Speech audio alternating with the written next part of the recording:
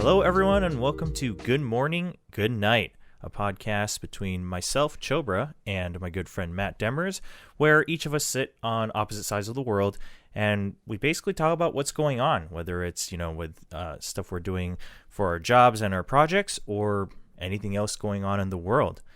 How are you doing, Matt? Damn, man, your intro is always so much more like professional than mine. I would hope at least a little bit, because I used to get paid for doing. No, I know. This is why I wanted to work with you, man. It's because you give the good intros. You give the good intros. No, we were talking about just before we went live about how we like alternate off the intros, and mine's just like, yeah, welcome, good morning, good night. Just chilling. And Will's got the broadcaster voice on. Will's got the broadcaster voice. Hi, my name's Matt. If you're new to the podcast or just catching up, yeah, sorry, I didn't really have a plan aside from that first part of the sentence. Yeah, my name is Matt. I do a lot of stuff in esports and now weirdly in the music industry. I work for chillhop.com doing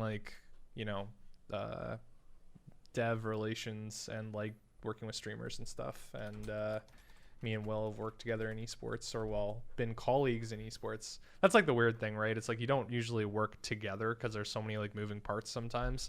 That's true. But you kind of like absorb in other people's experiences through osmosis. Like, I don't know, especially with talent, like we get to see what you guys are doing because you guys like, yeah, either post photos or like, you watch the streams or something like that.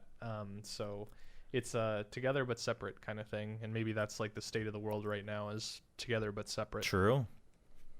I was surprisingly deep there. That got real deep real fast. Yes.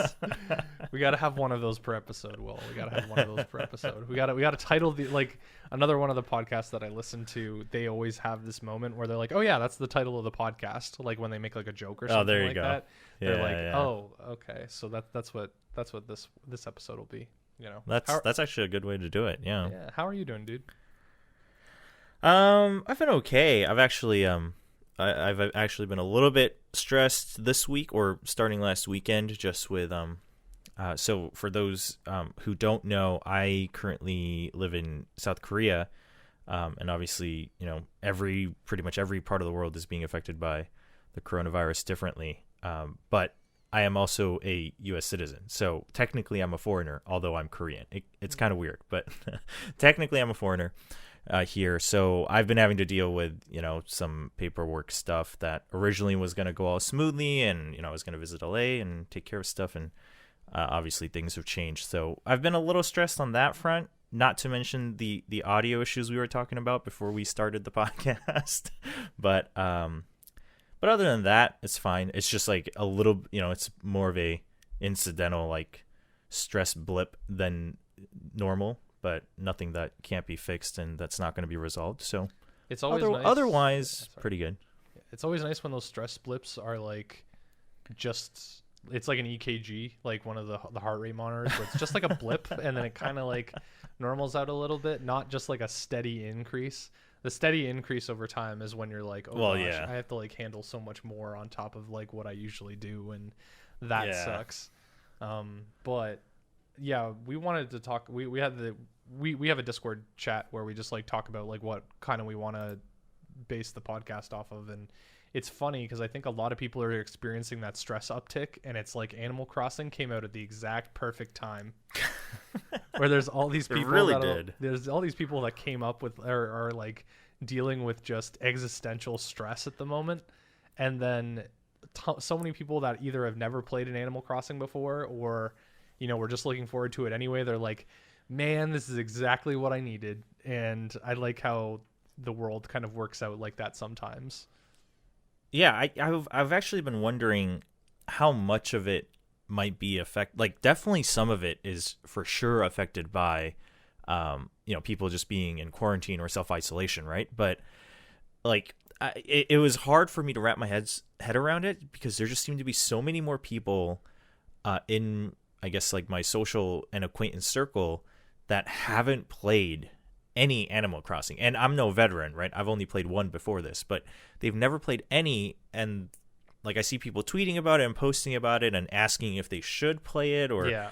trying to learn about the game. And I'm wondering if that's just because obviously like this iteration had a lot of hype from the Animal Crossing community, like there was a lot of build up, but like how much of it is because they're like actually just bored and then everyone around them seems to be talking about Animal Crossing. I am curious. I think a lot of it is the bill of sale. Like it's what Animal Crossing is selling, and I think people have a general idea of what Animal Crossing is, but it's like Pokemon, because like I feel that there's a generational effect where adults and like college people play Pokemon differently than kids do. And the same thing is with Animal Crossing, or you have at least like I think that's one of the great things about video games is that people with different age groups can look at the same game and get different things out of it.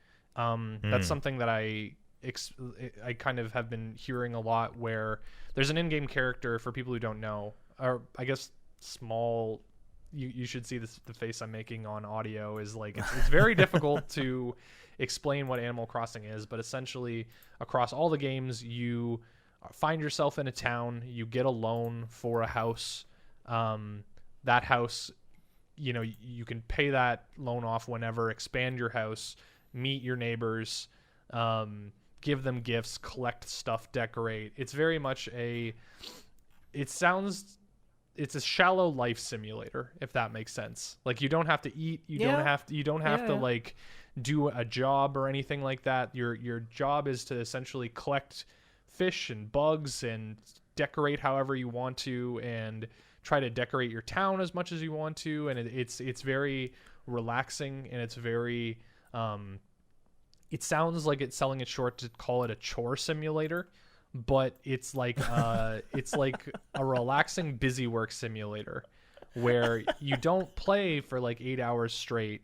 You pop on, you kind of see your neighbors, you give them a gift so they're happy, or you like, you do what needs to be done for that day in terms of minor tasks, and then you just move on, and it's great. But as an adult, you experience it differently, where the character, when you're young, the character that gives you the loan for your house, you see that as very unfair. You always see, I just paid off my loan. I see where we're going. You see where we're going with this, where I just paid off my loan. Oh no, he's forcing me to take another bigger loan that's a bigger number in order to expand my house. But when you're older, you're like, oh, it's an interest-free loan. Like, that's really kind of him. Like, he has tons of risk and no collateral in this agreement. And I feel like 10 podcasts or like 20 podcasts have made the same joke, because I'm giving it to you verbatim. But that's one of the magic things about video games, is that your context changes as you grow older. And especially when you're when you're our age and dealing with this like global anxiety of pandemic and like countries getting worse or better, or like how am I being affected, or am I at risk? A game like this is very relaxing, and it comes at a very good time, which I think is nice. Yeah, I mean the timing really worked out. Obviously, this is just like a quick little side note. Doom Eternal is another game that came out on the same day, and there was a lot of like funny collaboration between the two communities. But it's just so funny how both these games were so fitting for like this time, right? Like Doom is a good like stress release, like high octane, just attention grabber. It's on meth. Pretty much. I made a tweet yesterday that I was like, I think there was like a commissar behind every developer that was like, faster, make it faster. I want to feel like I'm on meth all the time. Make it faster, whatever you're making. Yeah, I'm gonna look at it and make it fucking faster. And it definitely hits that note. But then you have the like complete opposite, like you just described, Matt, for Animal Crossing, where it's like everything you do is relaxing. Or should be, or can be, right? So it's very interesting to see both these games. Obviously the release date was planned ahead of time. It's not like they released it early because of the situation or anything. But it just happened to work out where it's very cool to see Animal Crossing actually, like, this is weird to say, but it made my Twitter timeline more peaceful. If I totally if you can understand. picture that. Yeah. And I love it because everyone's just like happy-go-lucky, even if it's just temporarily. Just talking about like what fruit they have and visiting other people's islands in the game and things like that. Yeah, and what villagers they have. Like that's the thing is that it's for me. I like the series, but I also I'm a big fan of what you would call the life simulator genre of video game. Like I really like Harvest Moon and like Stardew Valley and Stardew, yeah. Basically they're games that let you kind of start from scratch and develop relationships, and I put that with big air quotes because they're not particularly deep.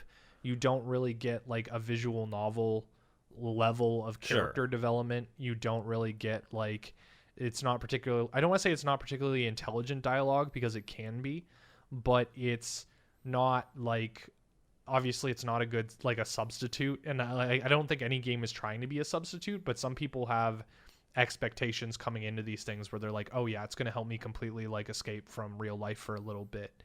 Yeah, sure.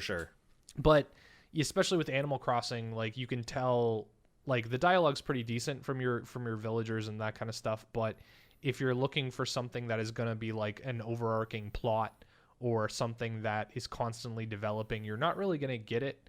You're gonna you kind of infer your own like connections, if that makes sense. Like if you're talking to the same villager every day, you are making the connection between what the AI is generating as like what they should be saying every day, and you kind of put a personality on them in terms of like what they've done or what they've done in the past, even though they might not necessarily remember it or act on it or anything like that.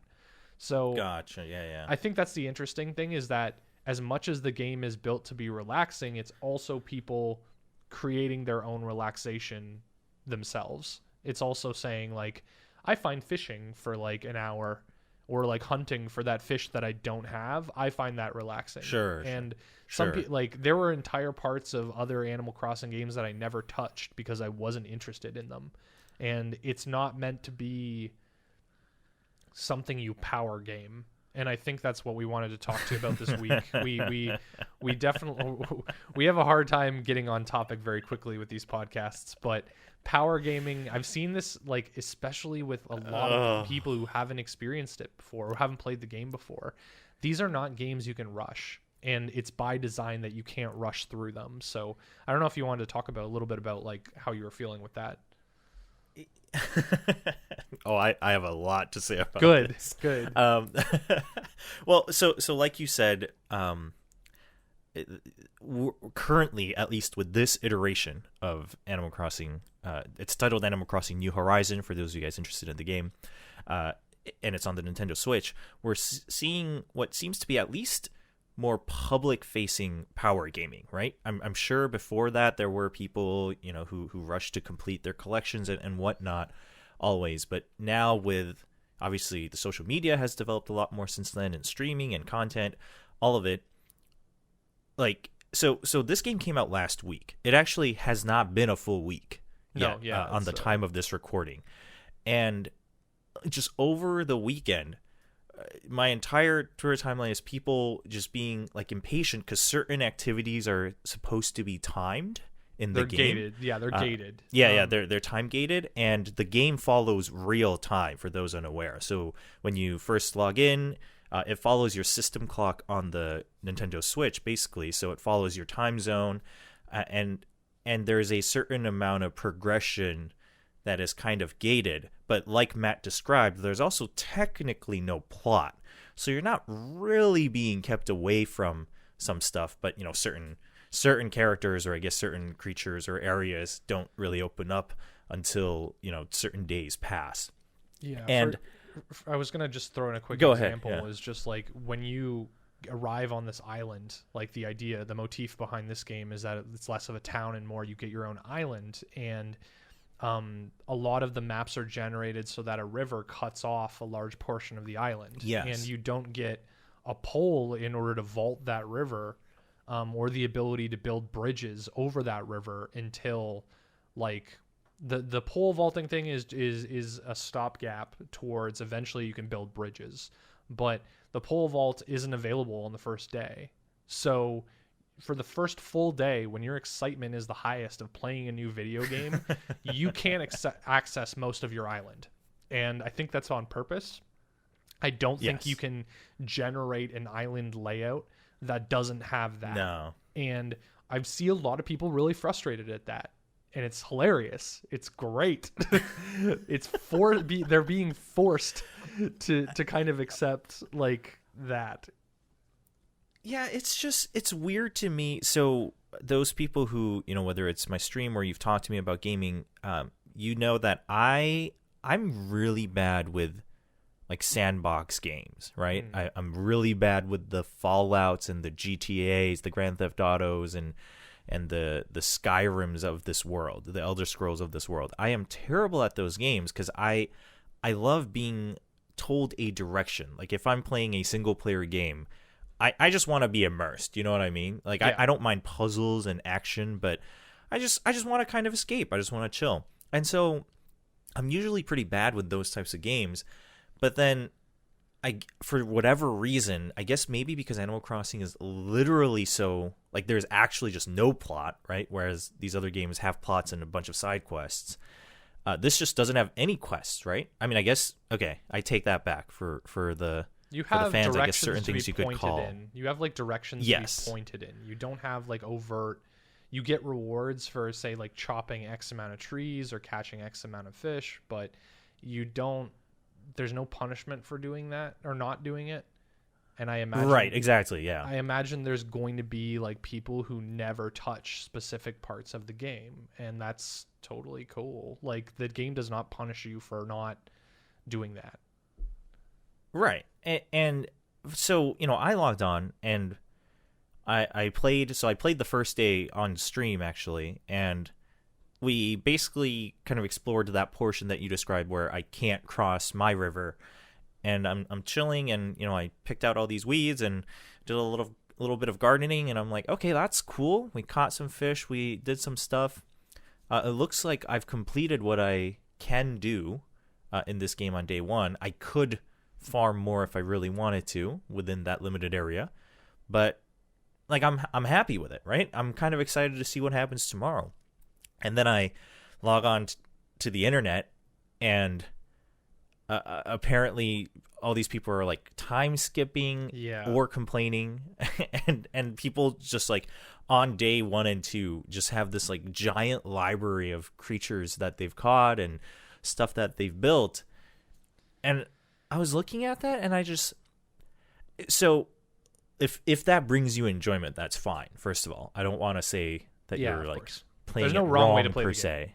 Yes, exactly. Like if you find that more enjoyable, that's okay. But it also made me wonder if we've fallen into this weird rabbit hole of like I need to be first no matter what, right? No matter what the game is, I need to complete it. I need to be the fastest, and I need to brag about it, right? And I'm not saying people are like bragging about it intentionally or consciously, but I wonder if that's just now like built into this gaming culture of this needs to be done. And I think what you said, Matt, about a lot of these new people maybe getting caught in this rut, I don't know about you, but for me, I'm going to say a lot of these people that I've seen that are completely new to the series are from esports. And I'm wondering if it's also just, usually esports people are more exposed to competitive games. And maybe there's just this nature of like, I need to complete stuff, right? And finish things. But it seems that that's kind of taken over. And more than anything, it actually made me a little like, I want to say a mix of frustrated and sad at the state of gaming. We have to acknowledge a couple things though. Is like I think we brought up last week about filter bubbles, and we have to acknowledge that the majority of people that we follow are people who create content around. Well, for me anyway, and the people that I see doing what you're saying. Like, okay, so let's rewind a little bit. Time traveling for the game is essentially setting your system clock, like going into your Switch's settings and saying it's not March 24th right now, it's March 25th. And by doing that, the game thinks that another 12 hours or 24 hours or whatever has passed, and it advances the timeline. So the game thinks that it's a day ahead of where it actually is. So all the things that are time gated behind okay, this building will finish building tomorrow. So if you time travel, basically you are able to experience that content. You're able to do whatever. And in most cases, from what I see people do, I don't have the game myself. I just know a lot about it because I'm resisting. I'm resisting. You can just set your clock back. Like, say you do all the stuff on the 25th, you can set your clock back to the 24th. Your building will incomplete, but you'll still be able to at least have things to do. And so from the filter bubble perspective, it's like a lot of my network at least, I don't know who you're following, etc., but like a lot of those people, A, play this game on stream, or B, like want to tweet about it as like a personal branding thing. Like a lot of the people that I see like playing this as like super hardcore, they're the type of people who are streaming these kind of games, or at least like by posting photos or posting themselves playing, they stand to benefit. Or they are the type of people that just like go super hard at a game. And the thing is that if you've experienced an Animal Crossing before, you kind of understand the point of it. You're not really robbing yourself of like anything by time traveling. You kind of like want to just immerse yourself, because at this point, this like first week is like the most awkward stage of the game itself, because the game is gating you, like we've been saying about behind the time to just not throw in everything at once. They want to make sure that you kind of like get a very measured approach to things. And once that stops, once there isn't anything really gated anymore, then I really think we're going to have like in a month, I don't think we're going to be seeing as many people. Like there's going to be people who just drop the game entirely, because this isn't the type of game that you like play for a bunch of hours a day. It eventually turns into something that you only play for maybe like 10, 25 minutes, or you get an idea of when holidays are happening, or when like you know, time-based events are happening, and then you maybe log in and do the gimmick. So for Christmas or something, or for winter, like you can build snowmen, and you do that once and you're like, okay, that's kind of fun. And then you maybe do it online with some friends or something like that. And then you just like kind of chill, you kind of like exit the game and just let it take its course. And so what we're seeing is like, we're seeing an evolution of seeing people. Social media is now a participation thing. It's like a function. Everyone is almost playing the game together. Everyone is almost like sharing all these things that they're finding out, or these little like cool moments, or maybe I've got this really rare fish that you can only catch while it's raining or whatever, right? Or like you said, my town has pears, my town has oranges, my town has, when you start a new town, you get one fruit for that's native to your island. So seeing like, it's just a way of identifying yourself, I guess. And what we're seeing with the time travelers at least is like, this isn't a good stream game. Like, this isn't a game that you devote an 8-hour stream to. And especially if you're being gated, if you're a person that is trying to capture that, it's a new game. There's a lot of people who want to see if they want to buy it, so they want to watch a stream about it. That's an audience. I'm in that audience. I wanted to see. Right. I wanted to see if I wanted to buy it. So, especially with a niche game, like people don't know how to explain Animal Crossing to people. People don't know how to like. If you say, what's the hype around this like Animal Crossing thing? Like, this podcast episode is devoted to it, and I don't think I've done a good job of explaining why it's good. So trying to seek that out and then going to a stream and seeing that it's gated and there's only so much you can do on that first day when the viewers are the hottest and the fervor around the community is the most, you obviously feel a pressure to kind of skip ahead. You kind of feel a pressure to not play the game in the way that it's intended, because other people are watching you play that game.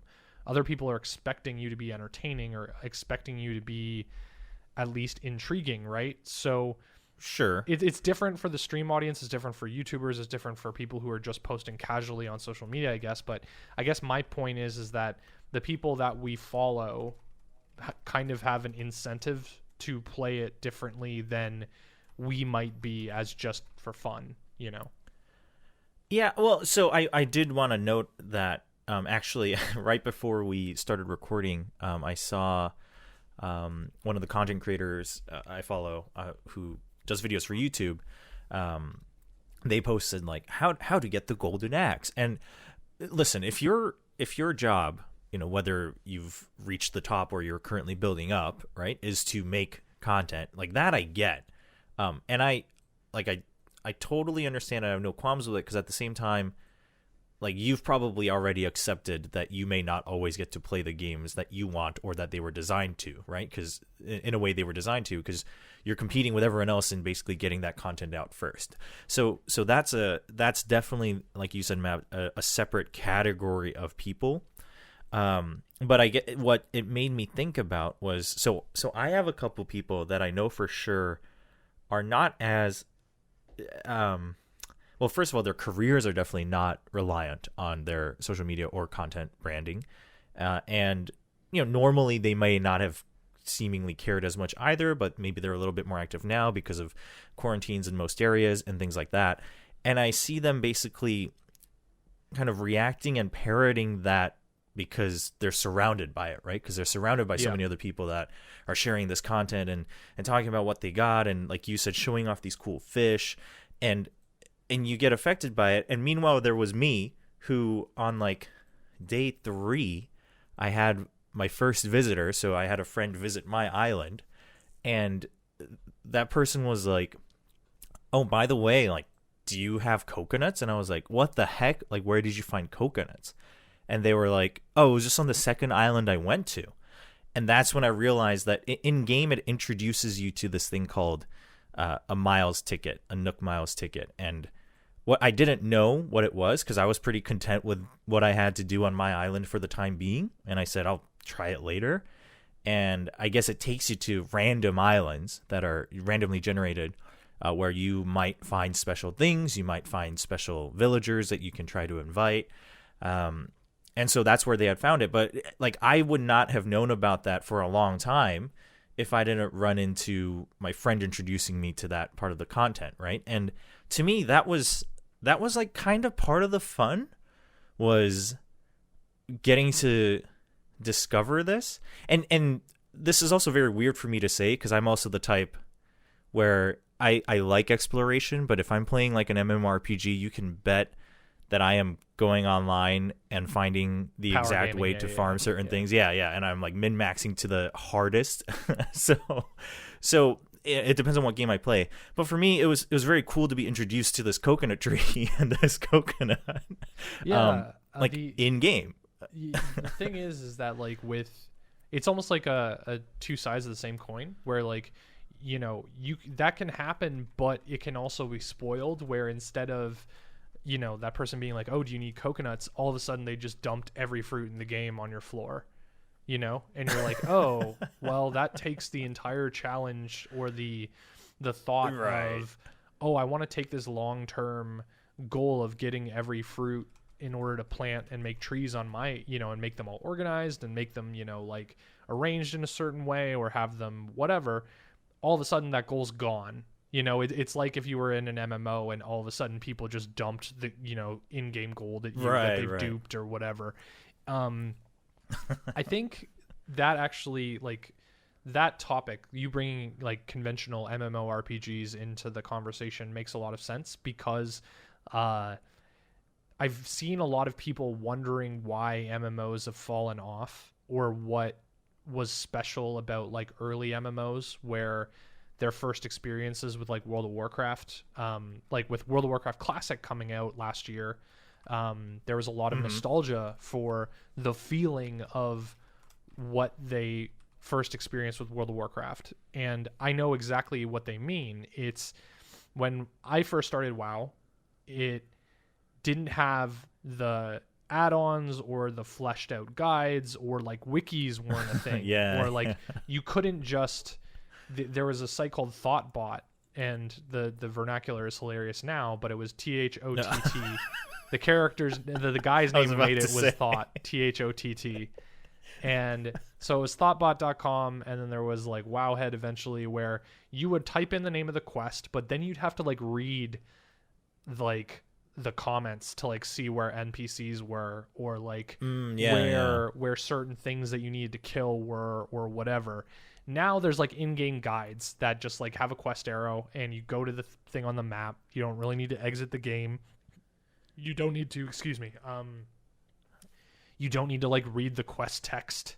You don't need to like yeah, for me trying to play World of Warcraft as like now, you just mash through that quest text and you're like, whatever, the game's going to point me to where I need to kill.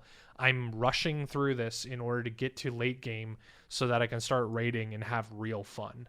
Like that's the problem I had with like Final Fantasy 14. You know, that's the problem I had with, I resubscribed for WoW Legion. You know, is this feeling of it isn't an like a radiant. I think the expression for, I think it was Oblivion, like the game Oblivion, was it's radiant AI, where they're generating their own quests and they have their own lives, and they're things you just discover. And so that, even though it might not be the right wording, I kind of associate the word radiant with with like that self-discovery and that serendipity of like running into features or running into plot lines or just figuring things out with yourself or for yourself. And especially, like you said, there's incentives of being the first to explain all these things. There's incentive to power game the hell out of it in order to get to the good parts, and I say that with air quotes. I don't know if you've noticed where like mundane media sites now are publishing, like when a game launches, they publish like 200 articles for just like very common Googleable questions, where like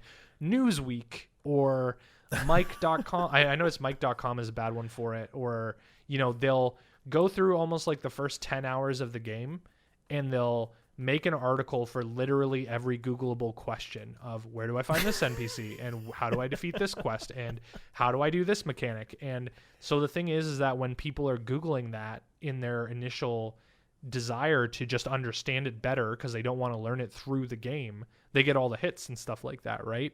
And right. To Animal Crossing, to bring it back around, that's poison. To bring it back around, that's what I think. Yeah. And it's not necessarily a spiteful thing. Like, it's not that they're trying to punish you for doing that. It's more of that people, I think people these days don't have a thought that it might not be for them. They're trying to force themselves into the mold in saying, I'm going to make the game conform to what I want out of it, rather than I am going to adapt myself into what the game is. And you see that a lot with MMOs where like the joke is, oh, you don't pay my subscription, I can play how I want. Or with Dota, or with, you know, people with Dota, they buy accounts if they want to play quote unquote in the good bracket or whatever. There's I don't know if it's entitlement, because entitlement has a very negative connotation with it. But for a lot of us, we see popular games. We talked about FOMO last week or the week before, I don't remember. But you might feel that there's something wrong with you if you don't know how to interface with the game. But there's also like a conceit. There's a conceit of, oh, I'm not going to play by the game's rules. That's lame. Like, I want to just play it how I want to. I want everything to be ungated from day one. And it's like, you kind of have to respect the developer a little bit, or respect the design of the game, or at least just have the humility of telling yourself, this isn't for me. It's fine if I drop it, or it's fine if I never pick it up in the first place. There's nothing wrong with me. There's nothing wrong with my taste.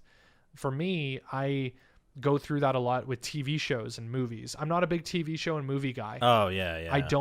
The last movie I saw in theater was Enter the Spider-Verse, and I think the one before that was the first Creed movie.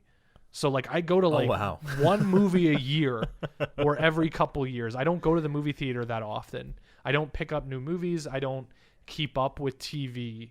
And for me, like, for a while, it was a weird feeling of, oh, I'm not really interested in this, but everyone's talking about it. So is my taste bad because I don't like it, or like I don't find it interesting? And I imagine for gamers, it's kind of similar, where they're like, oh, there's these big 2 releases, like we said, Doom Eternal and Animal Crossing. And it's like, everyone's talking about Animal Crossing, and I've never experienced it before. And I'm not really on board with what people are explaining it to be. why the hell can't it just be this game I want it to be, you know? And So, I think that's been my favorite question to see pop up is all these new people to the game being like, so like, what's the game, right? And they're like, what is it about, or what is it?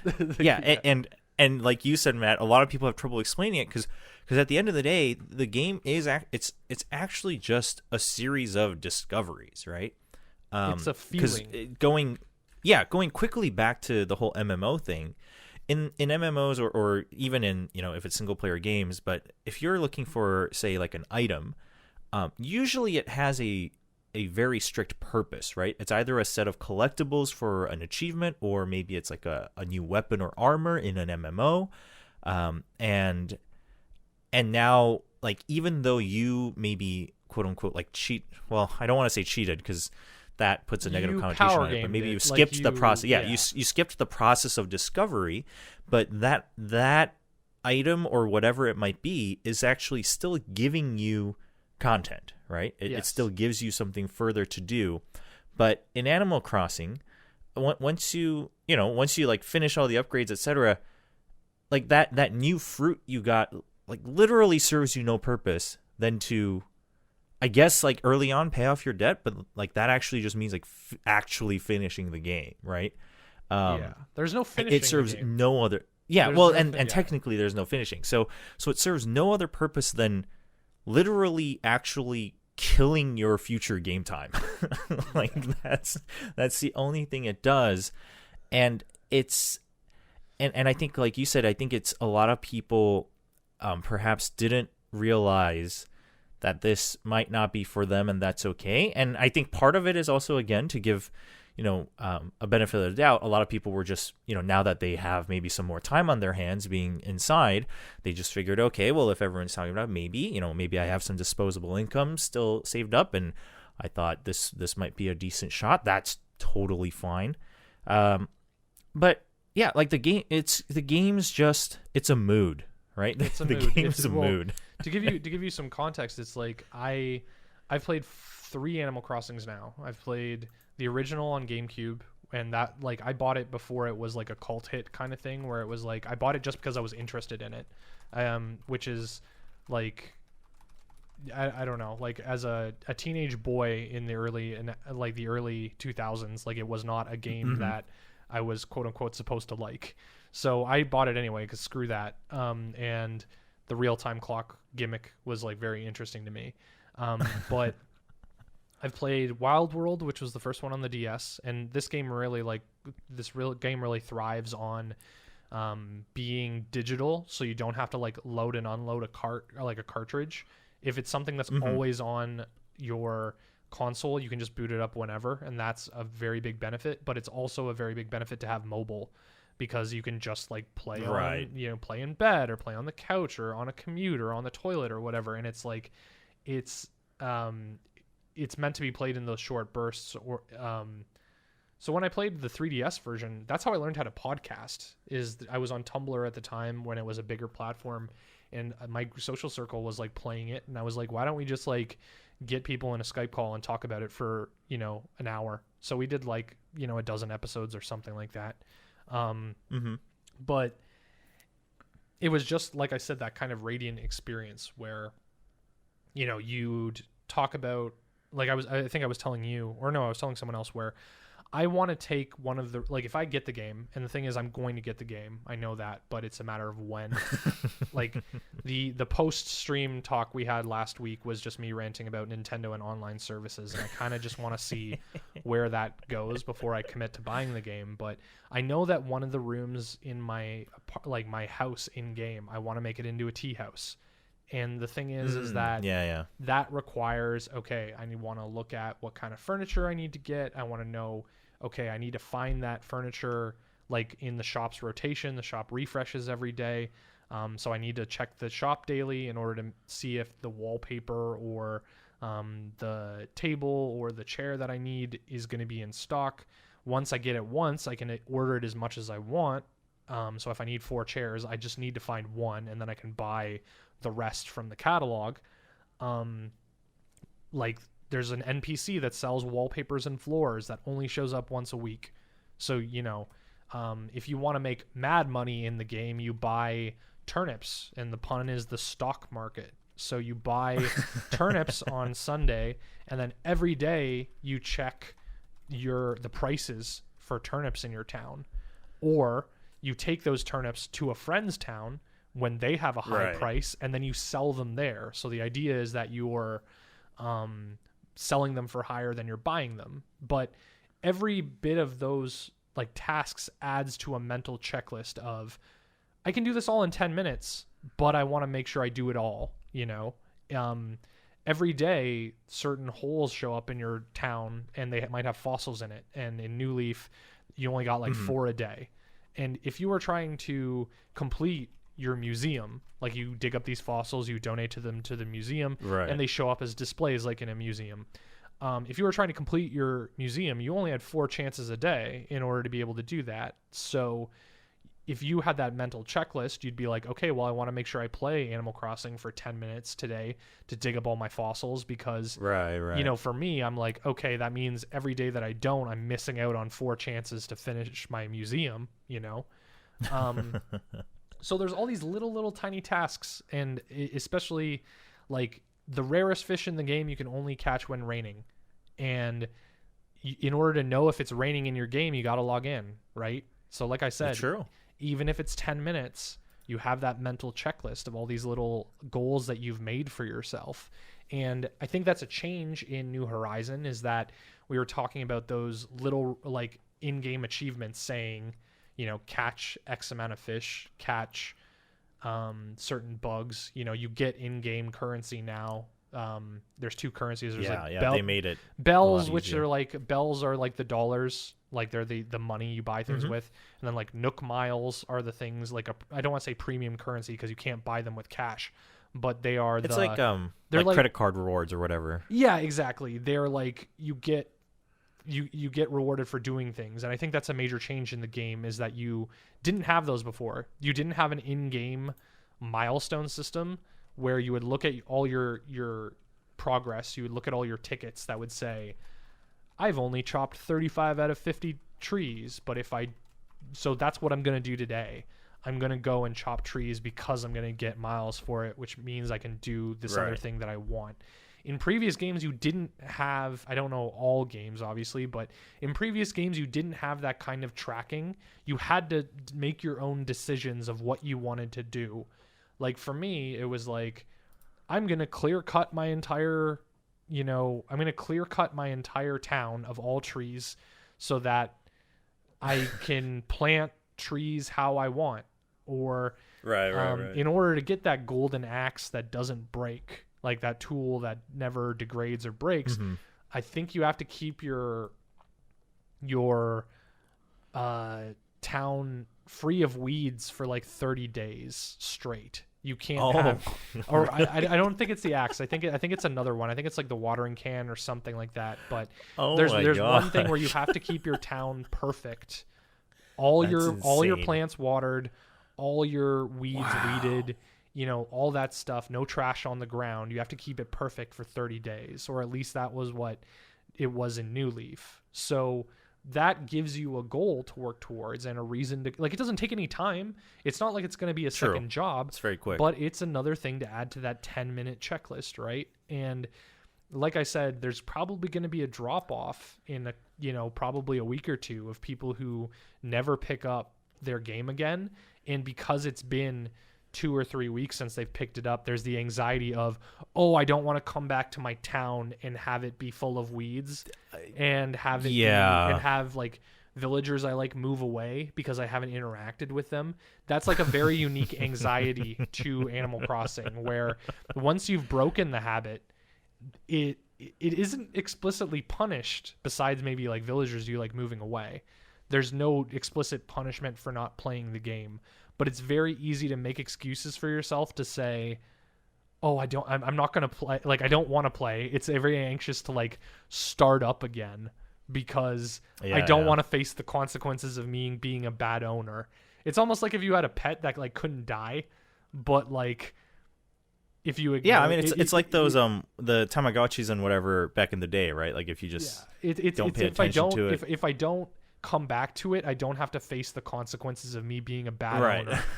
You know, and that's a very I mean, that's unique why I anxiety. quit New Leaf, the iteration of Animal Crossing before this one, was because after all that time, I like couldn't, and sometimes I made excuses of logging onto it. And then when I decided I kind of wanted to, I looked at I literally looked at my 3DS and I was like, nah, like I'm not looking at that. It's a Band-Aid you got to rip off. And I think that's maybe part of people trying to game it too much. And like you said, like it's maybe as we get older, we're trying to make our time as efficient as possible.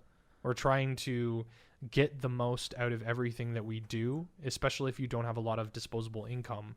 You know, this game is great for people who want to stretch a game experience out because they can't buy many games. And that's something I love about the Yakuza series, is that those games are packed. They are dense. There is a lot of stuff to do. And if it brings me back to memories of being a kid, and you get one video game every little while. Birthdays, Christmas, and maybe if you got a good report card, or maybe if you saved up. But that game had to last, you know?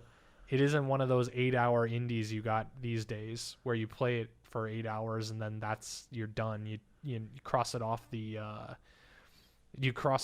backlog and then you forget about it and you say, oh, that was a kind of cool game, whatever. But in doing that, like in trying to power game it, or in trying to like just be as efficient as possible, you kind of lose out, like you said, on the game is about the discovery and the game is about making your own goals. And that's, I don't know, that can cross some wires in people's brains, you know? Yeah, it's and one thing actually that came up in my chat as we were talking about the game throughout this episode is also just the effect of attention spans of gamers seem to have dropped noticeably. There's so much competing for our attention. Yeah, I mean, I think that's definitely part of it. I think part of it is just it's become easier now, right? Like you said, Matt, just now, back in the day, like you couldn't even think about saying, oh, like I don't like this game, so I'm going to play something else, because you just didn't have another game. So even if you didn't like it, you kind of had to find a reason to like it. And back in the day, if you said you didn't like a game, you like really didn't like it, right? If you didn't, it was shame if you didn't because finish it had a game, to live on your shelf. Yeah. If you didn't finish a game, it was either because it was actually just legitimately too hard, or you just literally hated it. I mean, now and then you hear about all these like absurd games that had really bad mechanics and stuff that people have beaten back in the day, and that's because, well, yeah, like I spent, like you said, I spent my savings on it, and so I better make it worth my money even if it's bad. But nowadays there's so many games, and it's I've talked about this briefly where Korea's been impacted by that greatly for quite some time now, where online games, especially, just like if you don't have content flowing in nonstop, right? If there's just not events all the time and new seasons and whatever, your game just dies. It just goes to die because there's just so many other free-to-play games and whatnot available, and that's been the trend for so long in Korea now for online games. But I talked about that briefly before on other platforms, and then now we're starting to see that just worldwide and not just online games, like we just said, whether it's single player games or whatnot, indie games. It's so easy to just try and say this isn't for me, or like I just want to get through it. Like it almost feels like everyone just needs this like dopamine rush all the time when they're playing video games, and it's, again, going back to our very initial point, like it's okay to not have that in some games, right? Yeah, like it's okay to just chill out in certain games. I think my favorite, this is maybe getting a bit off topic, and I don't want to stay on it too long, but one of my favorite explanations about like why like the arcade system of like StarCraft 2 and like Dota to a certain extent didn't take off is everyone has the nostalgia of not having a giant game library to play. So when you load up Frozen Throne, or when you load up StarCraft and you see all these like used map settings, like the custom games, that's how you extended your playtime of StarCraft, and that's how you extended the value of Warcraft 3. Is you had all these people developing custom maps, and they were free, and you could just load them up locally or play online, and there was always something to play. And that's why Dota really took off, obviously, is that Right. Dota was a free version, like a free game that you could play on if you had Warcraft 3. And so there were definitely people who never touched a multiplayer game of Warcraft 3 but played Dota. And now we don't have that stretching of value, so the community doesn't exactly emerge.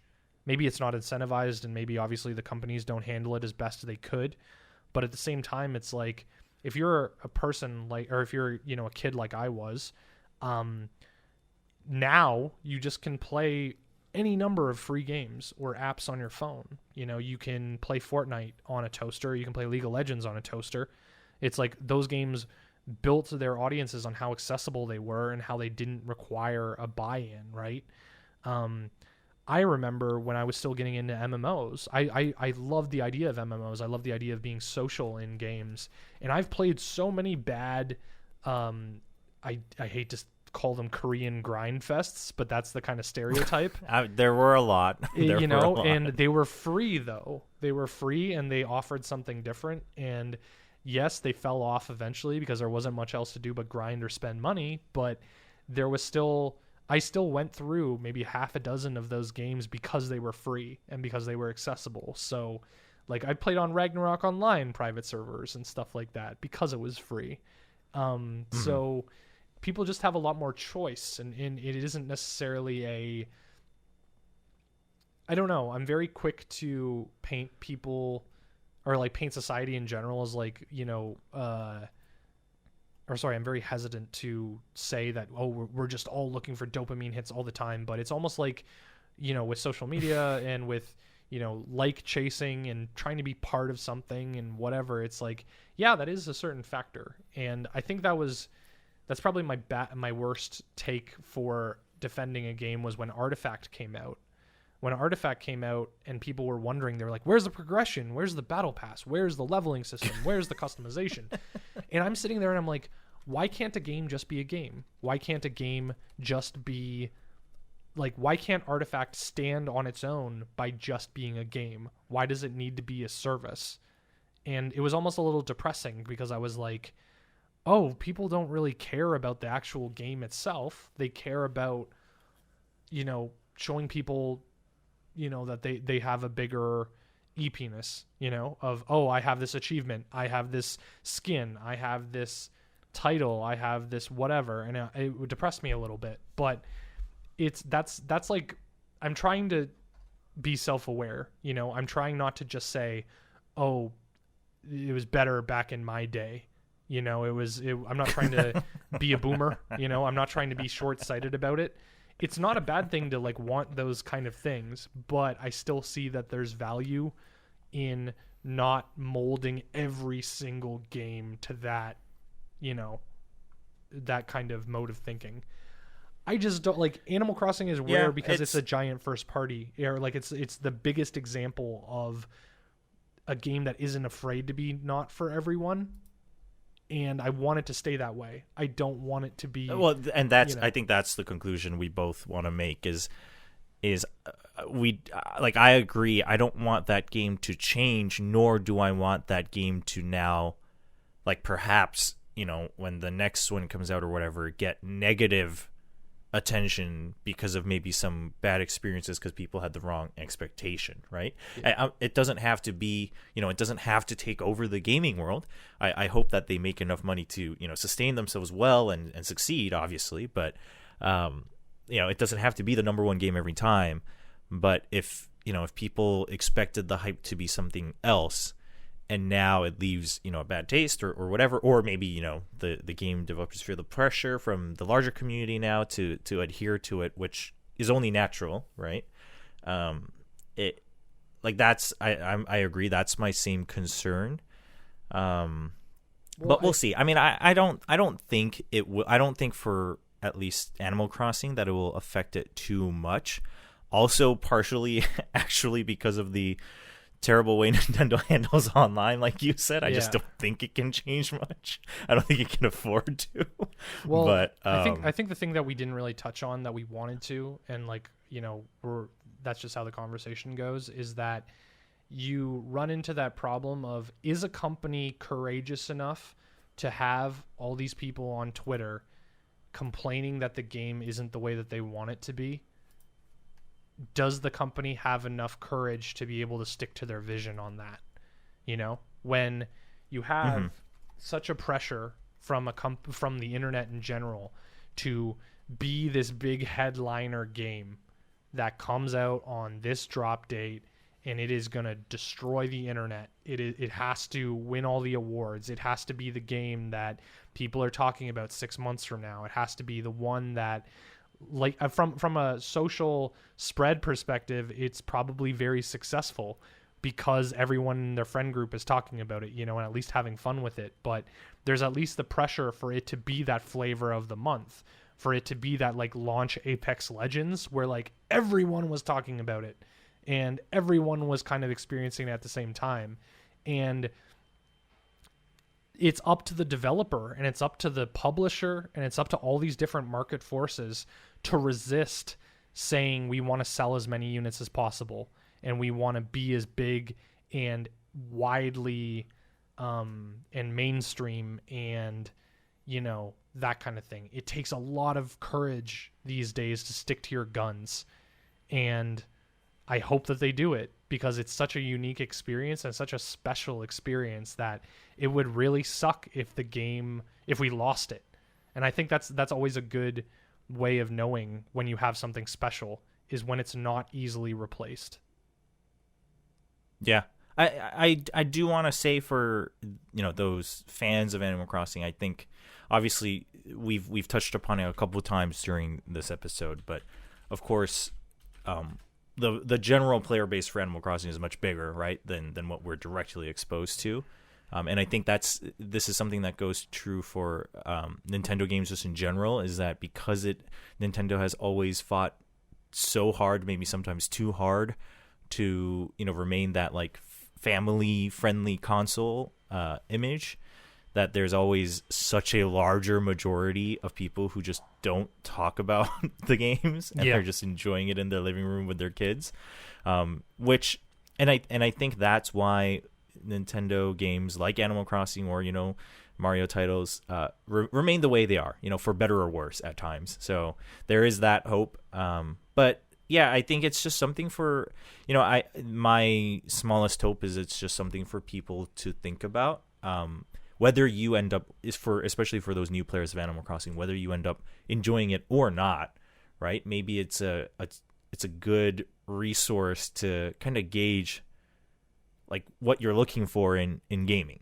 right? And it's okay if it's different. It teaches you a lot about yourself. It teaches you a lot about yourself. Yeah. And I think that I think that's maybe the greatest summation of it, is that, like, as you get older, especially, you start looking for new experiences that tell you new things that you didn't know about yourself. And especially with this kind of thing, like you said, our filters, or like our communities, are not always indicative of, like, what real life is. And maybe that's definitely a topic for another podcast, is the real life isn't the internet. Real life isn't Twitter. And I don't know, if you're having fun with it, I really am happy for you, and I'm really, like, grateful that you get to, like, experience that. And if you're looking to try to find something new, or this seems very interesting to you, if it's, like, catching your ear and thinking, oh, this is something I really want to, like, try out, I really encourage you to do it and approach it with an open mind, because it is you're not going to find anything like it anywhere else, and that's always a good thing. So that's all I really have to say, I guess. Yeah. I just want to add that I can craft a really neat looking low wooden table, so anyone listening that needs a table for their house, you can hit me up on Twitter, and I can give you my Animal Crossing code. There's going to craft be you a nice little table. Like a cartel. There's going to be a cartel of, like, people with rare items or whatever. Like, if you have surely. Well, that's the thing, is that if you have an amiibo, like, they have these, like, cards, these printed cards for every villager in the game, and if you use them as amiibo, which you scan them into the game or whatever, that gives an opportunity to recruit that person really? in your thing. And I have an Oh. emulator for that. I have a rewritable tag essentially that you can write with amiibo data. So I might start selling the, hey, you want this villager? You come over That's to my messed village. up. You know, no, I don't know, but I think that's a good place to cut it off. Where can people find you on the internet, Will? You can find me on Twitch, Twitter, and Instagram, all the same ID. It's Will Chobra, so WILLCHOBRA. On Twitch, I stream 6 days a week, variety of games. These days, like we just talked about, Animal Crossing's on that list, Division 2, and then now and then I'll bring up the esports titles that I'm either working on or have interested in if it's a new title. And then Twitter and Instagram is just full of content, gaming or non-gaming. Yeah. What about you, Matt? You can find me on most platforms at Matt Demers, MATTDEMERS. Yeah, I'm not, like I said last week, I'm still kind of like working on trying to fix a couple things before I kind of put more resources into like streaming and like making my own content again. It's a very weird crossroads, because like you want to do it because you like it, but you're also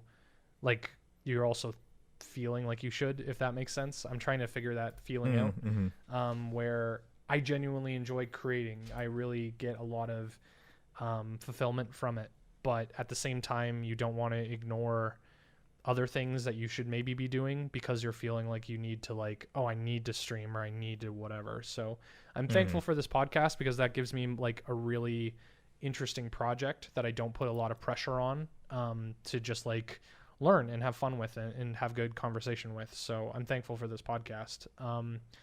But yeah, I do that kind of stuff. And if you're also looking for good music, I might as well plug chillhop.com. That's the company I work for. Thankfully, their flexible work schedule lets me attend this podcast, so I figure I might as well give them some big ups. But yeah, you can follow me on, like I said, Twitter, Instagram. There's a link on my Twitter that's like a tree of all the platforms that I'm on. But yeah, you can find this podcast on gmncast.com. Since last week anyway, we're like live on most of the big like podcast like platform things now. It's like we're on iTunes, we're on Spotify, we're on Pocket Casts, we're on Google Play, and I don't know, I'm really happy with how this project has like worked so far. That's the word I'm looking for. One last thing. Yeah, we are also on Twitch, as my chat exactly. just reminded me. So I forgot to mention this earlier. So when we were talking about I think you'll appreciate this, the description of Animal Crossing. I don't know if you saw this, but Froskuren, who, if you don't know who she is, if you're listening, she commentates professional League of Legends.